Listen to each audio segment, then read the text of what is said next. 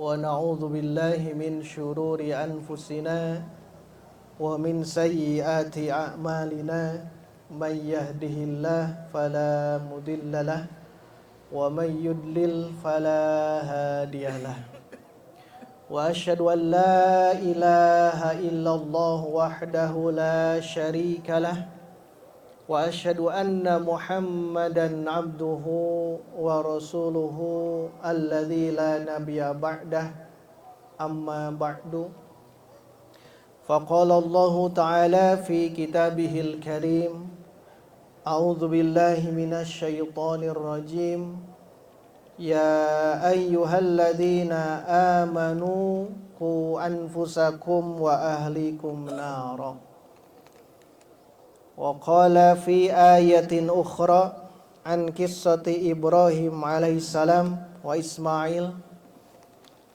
يا بني إني أرى في المنام أني أذبحك فانظر ماذا ترى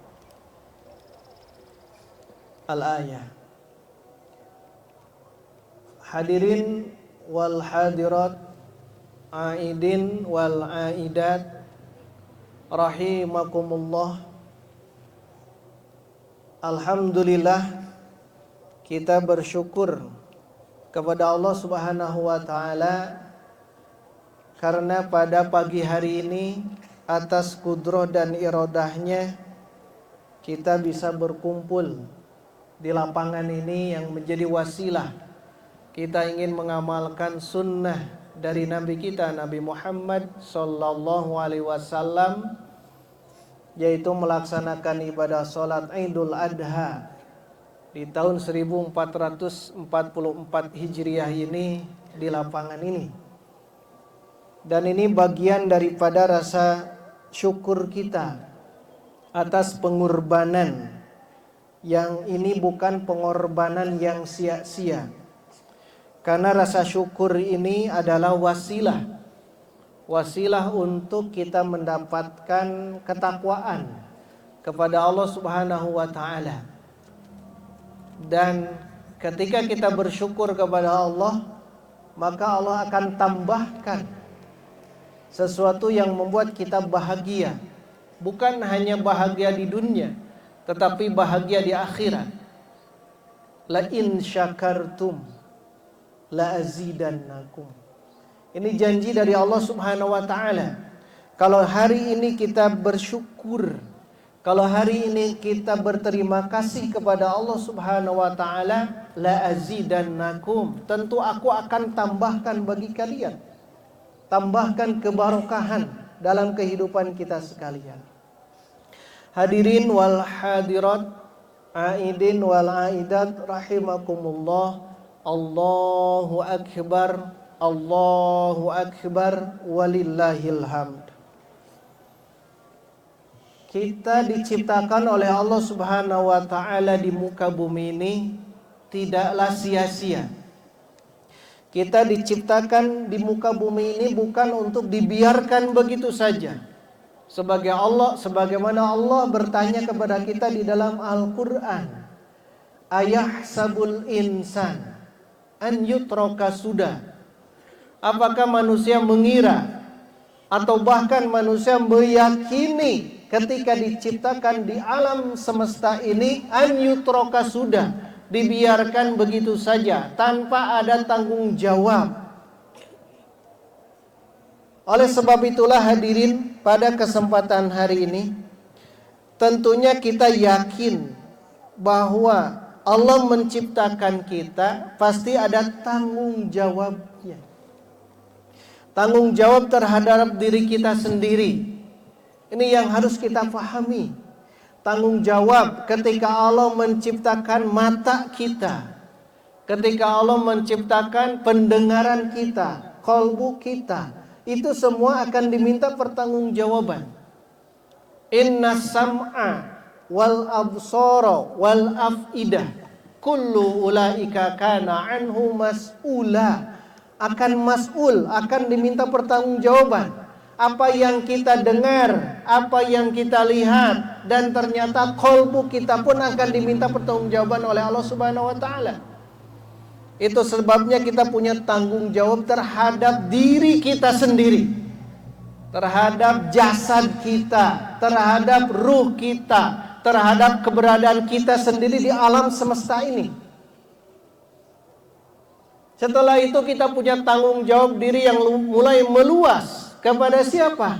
Kepada orang-orang yang terdekat di antara kita sekalian. Tanggung jawab terhadap keluarga.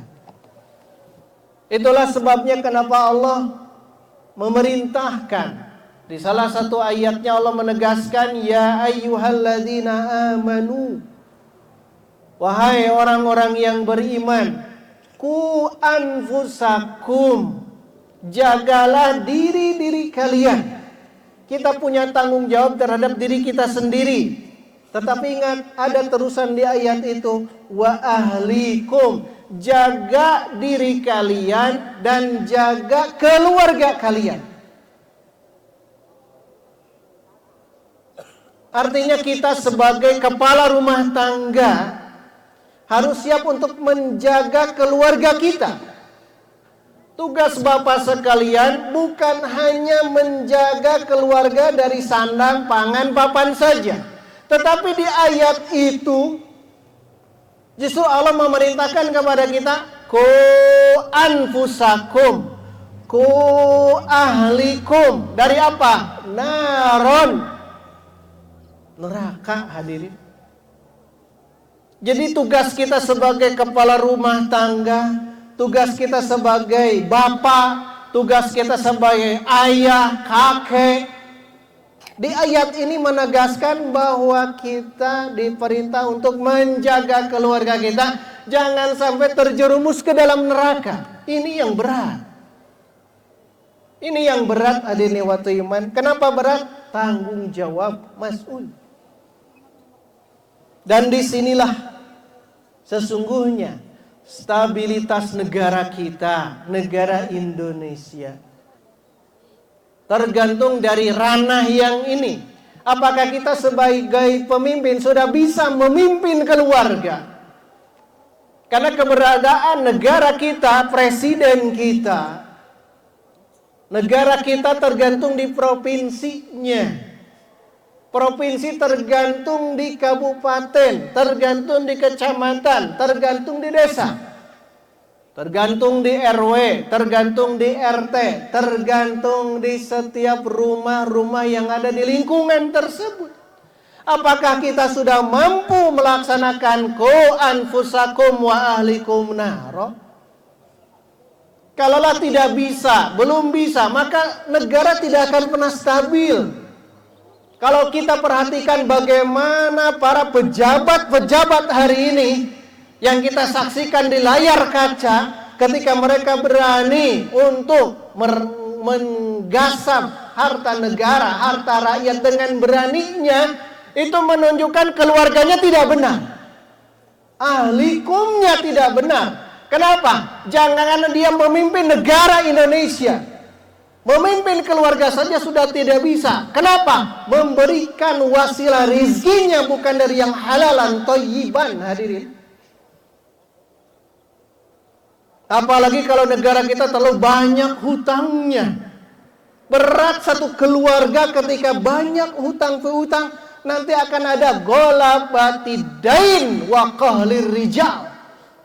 Ketika keluarga terlilit dengan utang piutang, maka akan ada desakan dari orang-orang yang memberikan pinjaman utang tersebut, apalagi negara, hadir. Maka stabilitas ini, negara ini tergantung kita di keluarga. Ku anfusakum wa ahlikum nar. Bahkan Rasul lebih menegaskan, kullukum ra'in wa kullukum mas'ulun an ra'iyati. Setiap kalian itu adalah pemimpin dan akan diminta pertanggungjawaban kepemimpinan kita. Kalian sebagai bapak, kalian sebagai suami akan diminta pertanggungjawaban sebagai bapak dan suami di rumah tangga. Begitupun sang ibu akan dipertanggungjawabkan bagaimana cara memanage di dalam keluarga. Begitupun sang anak akan diminta pertanggungjawaban oleh Allah Subhanahu wa taala bagaimana dia menjadi anak yang solih. Begitupun hamba sahaya akan diminta pertanggungjawaban sebagai hamba sahayanya nanti di yaumil qiyamah. Hadirin wal hadirat, aidin wal aidat, Allahu akbar, Allahu akbar, walillahil hamd. Kalaulah kita sudah faham bahwa kita punya tanggung jawab, yang menjadi satu pertanyaan, siapakah figur, siapakah uswah, siapakah prototipe, siapakah contoh yang terbaik, orang yang sudah membuktikan itu semua. Dan kalau kita sudah tahu, maka kita siap untuk mengcopy paste sosok beliau. Oleh sebab itulah kita di hari ini perlu untuk mengenal siapakah gerangan yang menjadi contoh tauladan keluarga. Itulah diantaranya Ibrahim alaihissalam. Beliau sukses. Lihat keluarganya. Lihat beliau di saat masa anak, masa kecil, masa remaja. Walaupun bapaknya seorang penyembah berhala, bahkan pembuat patung berhala, bapaknya Azar. Beliau seorang anak yang berhasil, walaupun berbeda akidah dengan bapaknya, tapi beliau istiqomah. Sampai-sampai bapaknya ingin mengusir dia, siap. Kenapa? Sosok yang sudah berhasil.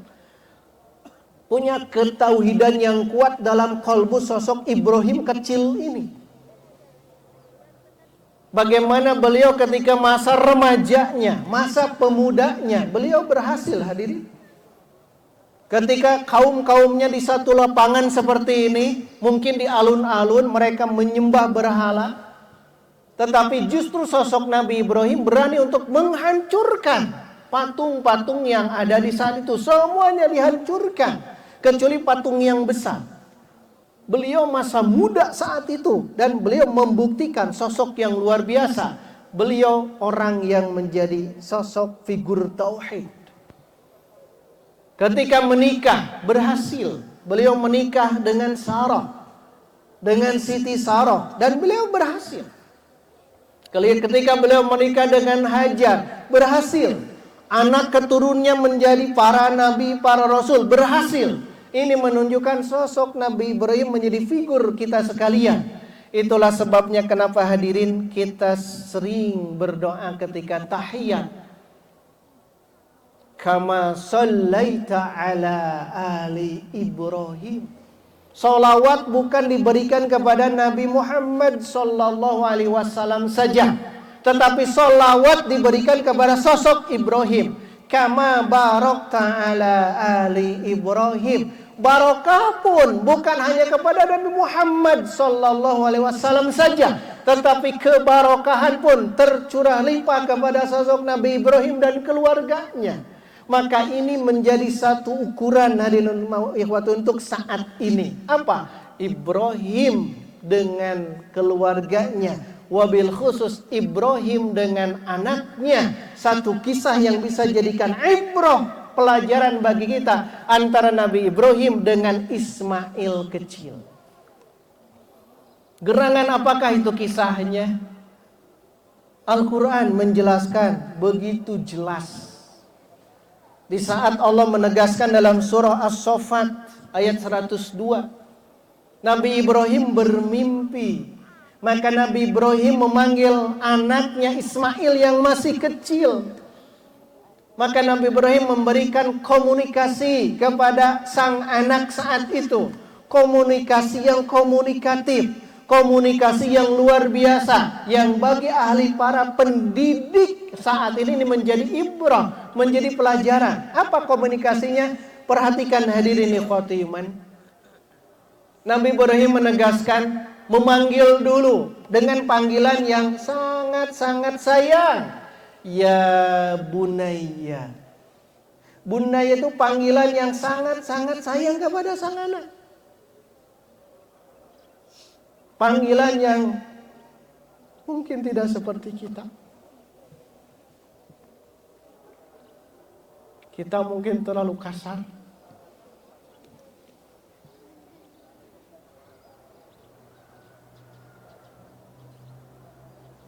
Bahasa ya bunayya. Bahasa yang sangat-sangat santun. Bahasa ayah yang luar biasa. Ya bunayya. Orang Sunda katakan ya anaking. Ya anaking, anak apa? Ya bunayya, wahai ananda. Beda antara ibnu dengan bunai. Kalau bunai itu panggilan yang sangat sayang dari orang tua kepada anak. Ya bunayya, wahai ananda, wahai anaking. Inni arafil manam. Sebetulnya ayah bapak saya melihat dalam mimpi itu anni azbahuka, bapak menyembelihmu, apa mencit hidup. Fandur madza tara. Ini komunikasi antara ayah dengan anak, komunikasi antara seorang bapak kepada anak. Fandur madza tara, bagaimana pendapatmu wahai anakku, bahwa aku menyembelihmu ketika bapak bermimpi. Hadirin waktu iman, jangan salahkan anak-anak kita. Kalau anak-anak kita berkata kasar, anak-anak kita tidak sopan, mungkin kita sebagai bapak, sebagai orang tua yang tidak sadar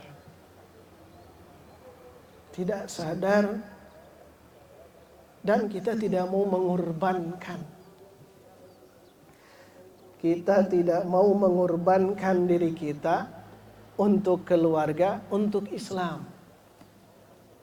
Karena kita tidak mau mengorbankan diri kita sehingga seolah-olah kita otoriter di dalam keluarga.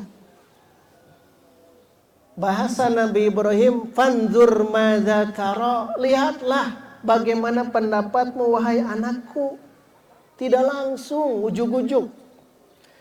Perhatikan, karena kesolehan seorang bapak maka akan menjadikan anak pun akan gayung bersambut. Apa jawaban sang anak di ayat ini?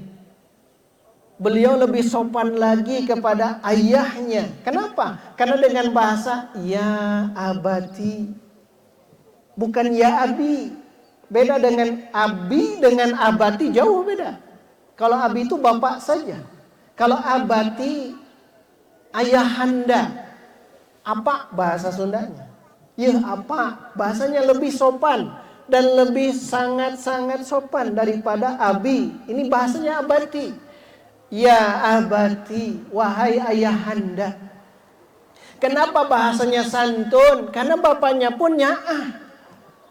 Artinya kalau anak-anak kecil kita hari ini berkata yang kasar, jangan menyalahkan anak. Mungkin saja kita yang tidak sadar bertengkar dengan pasangan kita di hadapan anak dengan bahasa-bahasa yang tidak bisa kita kontrol.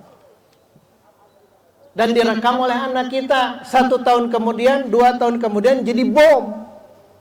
Maka kenapa anak ini bahasanya kasar? Karena mungkin bapaknya tidak bisa mengendalikan an-nafsu, tidak mengendalikan syahwatnya. Maka dengan ayat ini bahasa ya abati, wahai ayahanda.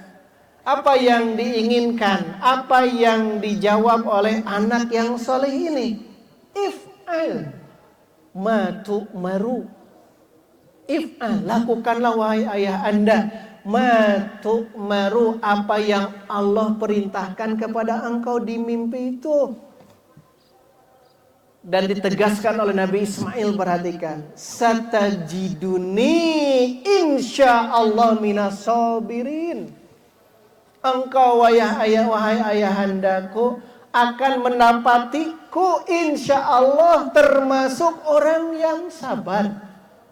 Padahal dia masih anak, padahal dia masih remaja, padahal dibimbing oleh Nabi Ibrahim itu, dilepas oleh Nabi Ibrahim. Kenapa? Nabi Ibrahim itu di Syam, di Palestina. Sedangkan Ismail kecil itu dengan ibundanya Hajar. Berarti ada sosok Hajar, rahasia Hajar bagaimana beliau membina anaknya yang jauh daripada ayahnya.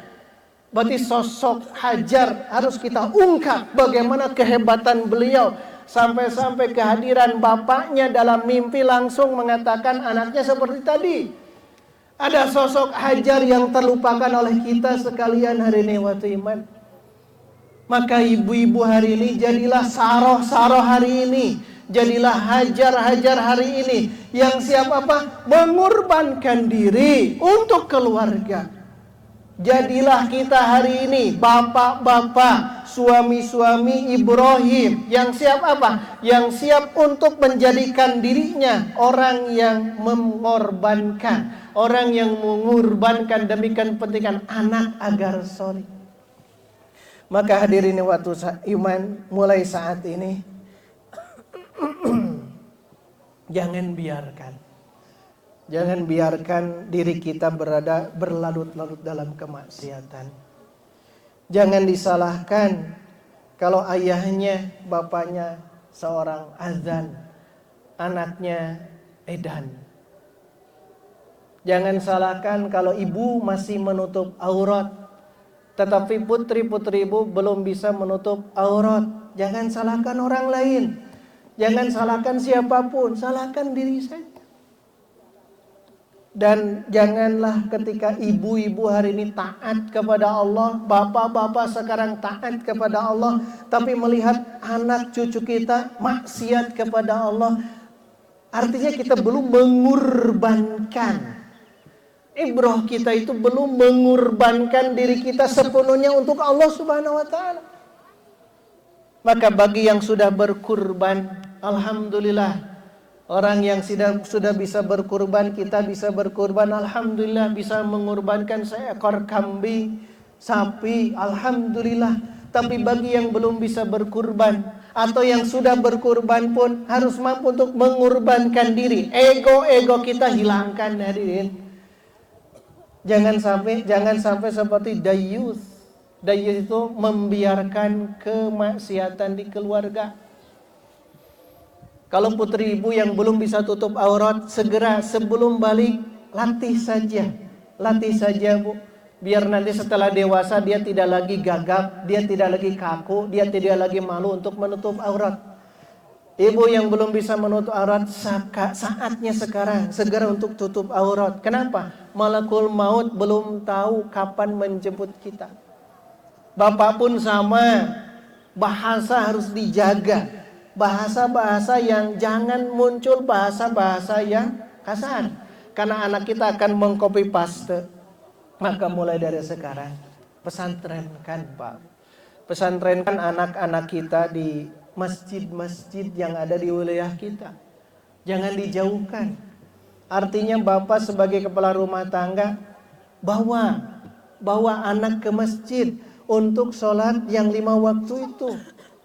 Kalau anak kita masih di masjid main gadget, di rumah main gadget, belum bisa ke masjid, jangan dulu menyalahkan anak kita. Mungkin bapak belum jadi uswah, belum bisa mengorbankan diri. Jangan hanya karena menjemput rizki Pak. Jangan hanya karena jemput kerja dan sebagainya melupakan ibadah yang ini. Pesantrenkan anak kita di masjid. Agar apa? Agar nanti kelak akan mengenal masjid ini adalah tempatnya rumah Allah. Jangan sampai jauh. Karena nanti kalau jauh akan banyak serigala-serigala yang siap untuk menerkam anak kita. Oleh sebab itulah yuk kita kurbankan. Momen yang terbaik ini, kurbankan diri kita untuk keluarga kita demi izah Islam wal muslimin, demi negara kita agar negara kita menjadi stabil. Bahkan kita bermimpi ada yang memimpin negara Indonesia itu negara yang adil. Orang sosok yang adil yang betul bisa mengayomi rakyatnya agar rakyat bisa menjadikan merasa bahagia di bawah naungan keridhaan dan barokah Allah Subhanahu wa taala. Amin ya rabbal alamin. Hadirin ikhwatu iman, barangkali itu saja khutbah melalui Idul Adha ini. Marilah kita kurbankan agar bisa taqarrub diri kepada Allah Subhanahu wa taala. Tetapkan diri kita, istiqomahkan hati kita dalam siratal mustaqim, dan doakan agar kita sekalian, diri kita, keluarga kita, masyarakat kita, negara kita menjadi baldatun thayyibatun wa rabbun ghafur, menjadi keluarga yang sakinah, mawaddah, warahmah, dan siap untuk saling mengorbankan diri kita untuk Allah Subhanahu wa taala. Rabbana hab lana min azwajina wa dzurriyyatina qurrata a'yun waj'alna lil muttaqina imama. Rabbana la tu'akhidna in nasina aw akhtana. Rabbana wa la tahmil 'alaina isran kama hamaltahu 'alal ladzina min qablina. Rabbana wa la tuhammilna ma la taqata lana bih wa'fu 'anna waghfir lana warhamna anta maulana fansurna 'alal qaumil kafirin. Rabbana atina fid dunya hasanah wa fil akhirati hasanah wa qina adzabannar. Walhamdulillahirabbil alamin. Wassalamu alaikum warahmatullahi wabarakatuh.